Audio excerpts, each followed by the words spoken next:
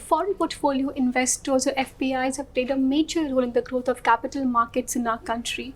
Apart from the rising India growth story or the growing consumption levels, what really has been extremely important to the FPIs has also been the low tax repatriation of profits and capital. Almost 40% of FPIs registered at trust, and they are not charged tax on distribution of wealth. However, in this union budget, the finance minister introduced the super rich tax on FPIs. What this has essentially translated into is that both long-term capital gains and short-term capital gains for FPIs has increased. However, this surcharge is only applicable to FPIs registered as trust. Those registered as companies will be continued to tax under the normal regime.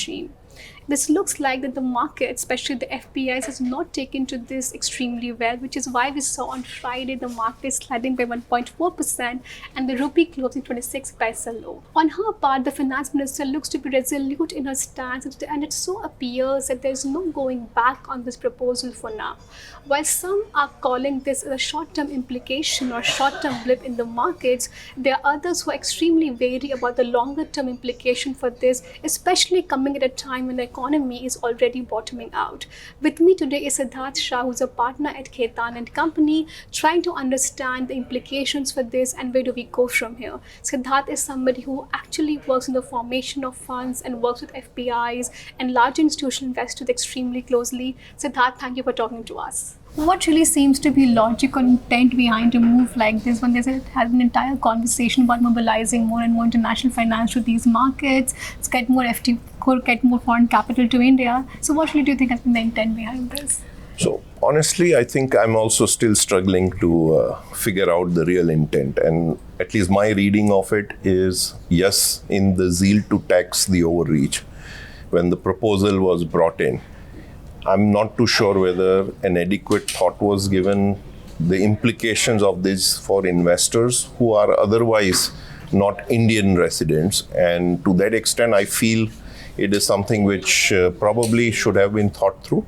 Because if you really look at the budget proposals, and as you rightly said, the entire effort has been around encouraging more FPI and international capital. Yeah. And then in the same breath, you are straight away subjecting them to a much higher level of tax, which doesn't seem to kind of logically hold true in many sense that why would one do that? Mm-hmm. So in many sense, I feel it's really the logic of it. While yes, it might lead to some expected additional tax revenues, but that's only on the assumption that the flows continue as it is. If something like this is going to make it more, it becomes a deterrent for that capital flow, then that objective is pretty much lost. So you think it can be a deterrent? Siddharth, I know you work with funds very closely. Give us the kind of sound bites you are getting from them, but the kind of disappointment that you have heard from them on this. So I think there are two aspects to look at it. One is about, which is more softer aspect of certainty. Mm-hmm. And I think if you see the last several years of effort was around creating a more certain tax environment, primarily to give comfort to the foreign investors. And I think we were kind of getting there, where you amended the treaties, you did rationalize your capital gains tax, all of this was going fine. And then suddenly you have kind of gone out and changed the tax rates for entities which are in a different constitution. Mm-hmm, mm-hmm. I mean, so perceptionally, suddenly the investors think that what is being projected and what is actually being implemented does this align with the government policy? So I think that's one damage, if I would say, this move has probably done to the sentiments of the investing community. Mm-hmm. Mm-hmm. The second is really about making India a more expensive place in terms of adding a tax cost. And in a way, it's kind of little arbitrary because you are creating a discrimination for the same set of investors. I'm an FPI class of investor, but within that, I'm now creating a distinction in terms of whether you are a corporate vehicle or a non-corporate.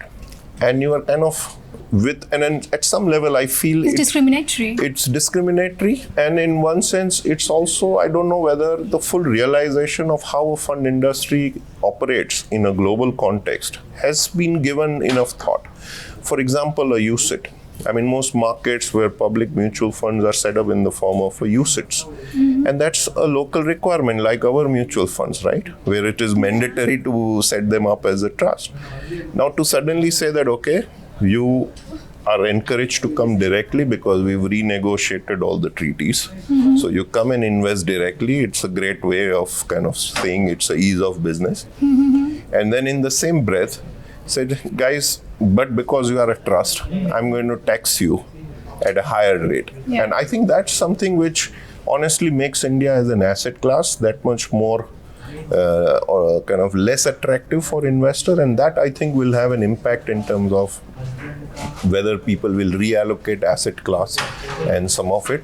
Yes, India still continues to be a compelling investment opportunity, but something like this would definitely have an impact, in my view, as the flows coming into the equity So market. there are huge implications, you're saying. I think it's so something the which- confused tax environment that we have. Exactly. I mean, It kind of sort of undoes the good that this government has been doing for a I certain think my while. bigger worry would be on that. I mean, tax, people factor in a tax at some level as a cost of doing business. Uncertainty is something that people hate about.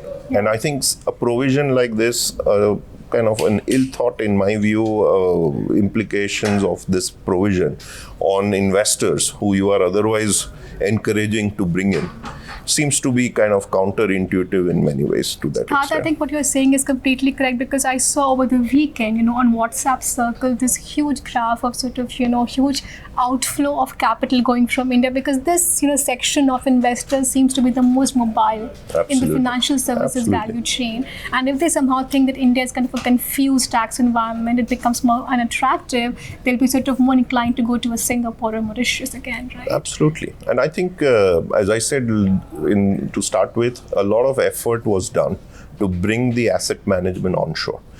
And on the back of a certain tax regime, a liberalized foreign investment regime, and a lot of that which was kind of expected to bring a lot of asset management onshore. And with one stroke, while you're saying, yes, one is the FPI segment, but also the fund managers are feeling a little shortchanged in a way. They're To say feeling that shortchanged. today I've planned my affairs on the assumption that my tax positions and all of it will be under a certain reasonable kind of, and literally overnight you've kind of added a surcharge, which could kind of make it much more expensive for them.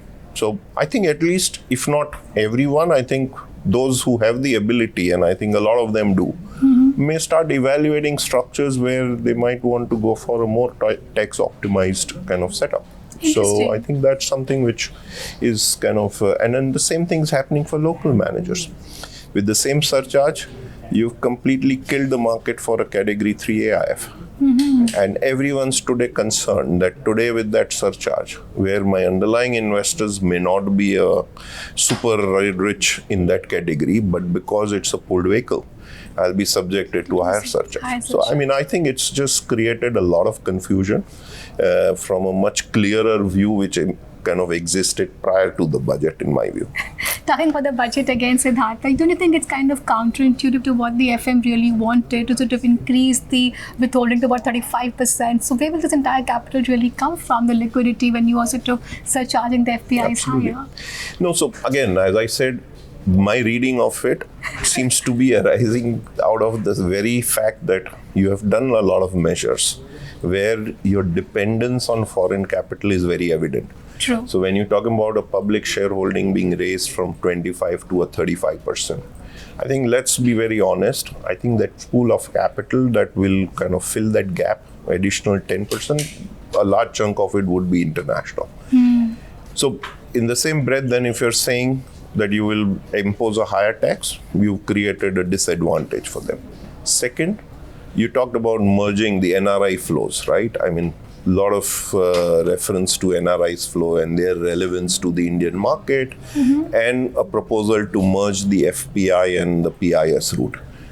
And then in the same breath, you said that, hang on guys, you are all going to be subjected to a higher tax because you'll be individuals, you'll be trusts, you'll be non-corporate vehicle.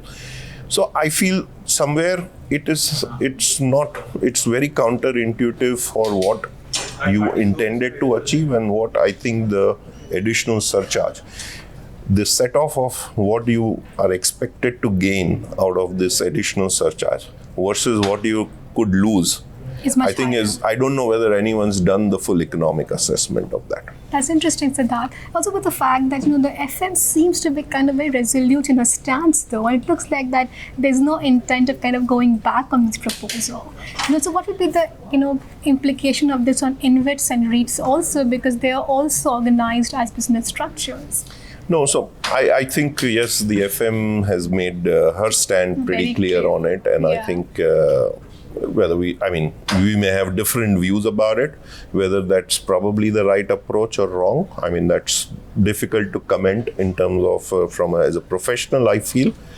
If it was something which was an unintended consequence, I think it would have probably gone better with some amount of comfort being given out to the investors that you would be willing to relook at it and consider the impact.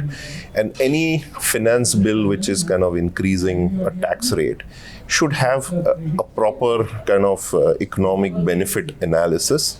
And I don't know whether that's the level of exercise which has been undertaken here. Having said that, I think while yes, you can tell people to convert themselves into corporate vehicles, I feel to mitigate this additional tax, and I think there was a public statement about it. I think again, it's not that easy. I mean, How is it changed that easy or difficult to do the transition from trust to corporate structures? So I think that's something which I don't know if anyone's thought through it. So one is you are clearly telling them, convert yourself into a corporate vehicle. Now, it's as good as telling a mutual fund in India that, guys, you are a trust, but if I'm going to impose higher tax, convert yourself into a corporate vehicle.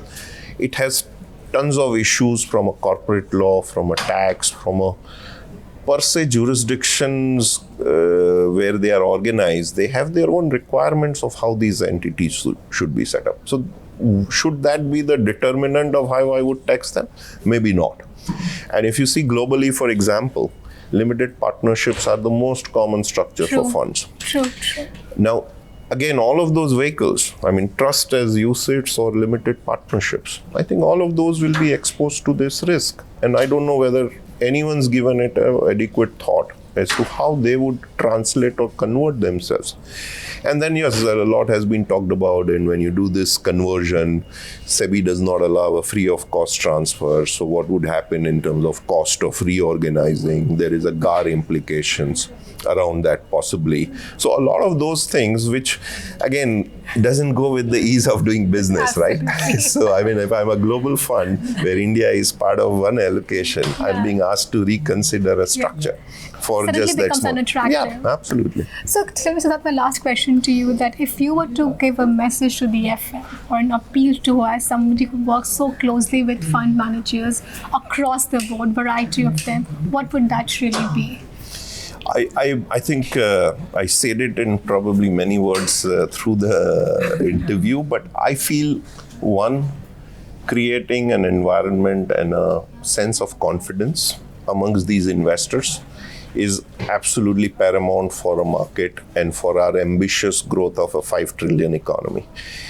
Anything that goes against that, I think the government should take a very considered view rather than look at it as something where, and then we've been through that phase, let me put it, and learned from our past phase of arrogant policy making has led to its own consequences for us as a market. And I think we should just kind of make sure that we are staying away from there. I think we've got a great kind of virtuous cycle going for us. Let's not kind of create something where you are putting that question in the mind of the investors. Higher tax rate, yes, you want to raise a capital gains tax rate, fine. Do it in a manner where people can appreciate and understand this, rather than creating this in a manner where it appears clearly as an unintended consequences. So I would think definitely should reconsider if possible, and at least carve out that segment which you think is strategically relevant for the Indian economy. Interesting. Thank you, Siddharth. Thank you for talking pleasure. to us. And here is an appeal going to the FM: reconsider if you really can, because arrogant policy making has had very detrimental consequences for this economy, which we have seen in the past. On that note, that's a wrap up from our end. Till time, we'll see you. Goodbye and good luck. Thank you.